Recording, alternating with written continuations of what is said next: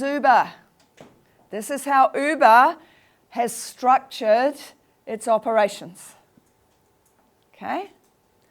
This here is the local subsidiaries. I hope I'm going to get the story right. I've only done it once. This is the local subsidiaries of Uber in each of the countries where Uber operates. Huh? And so Uber in each of our countries has this local subsidiary. However, it does not receive the income in our countries from Uber's share of each ride. That money,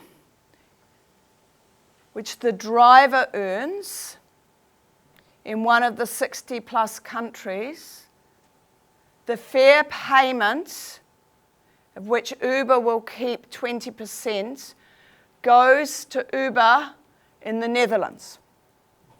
Uber in the Netherlands takes a 1% cut, which it keeps as income. It's the headquarters of Uber.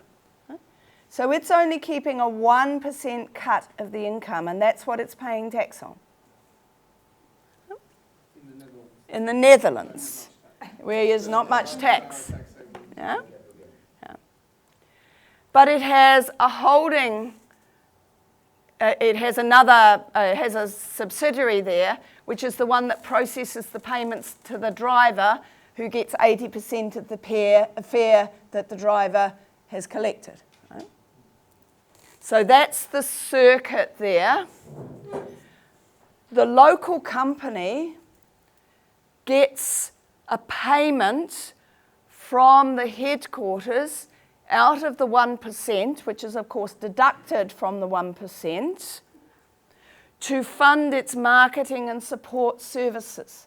So it doesn't have any income in the country where the Uber rides are happening, yeah? And it is getting paid from headquarters 1%. Uber's share of the 1%, Uber's share, which is 19%, minus these costs, is paid as a royalty to another company that is incorporated in the Netherlands, but whose headquarters is listed as Bermuda. Right? So let's assume that it's 18% of the 20% minus 1 goes to this company, and the income landing here is not taxed. Then we have 1.45% of the net revenues as paid as royalty for the IP of Uber to Uber Technologies, the headquarter in San Francisco, which is actually the parent company of everything Uber. And so this one, which will be paying out dividends, is the one that doesn't pay any tax. This one pays the minimal amount of tax on 1.45% of net royalties.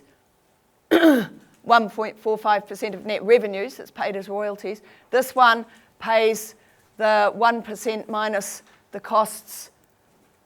So this is how you have a tax rort legally by a company that is a US-based company operating everywhere in the world as the user's friend.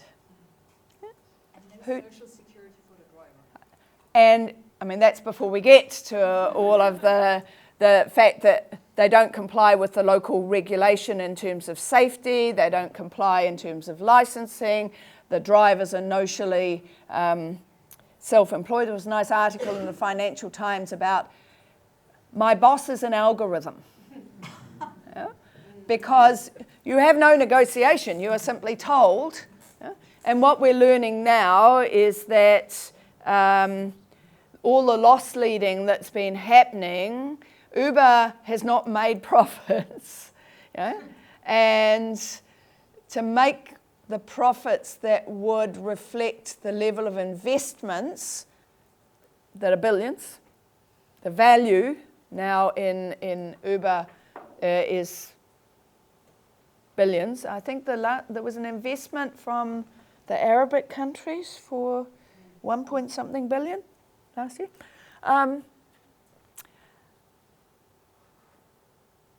What happens to the disintegration, the constant disruption, the creative destruction on the ground that companies like Uber do?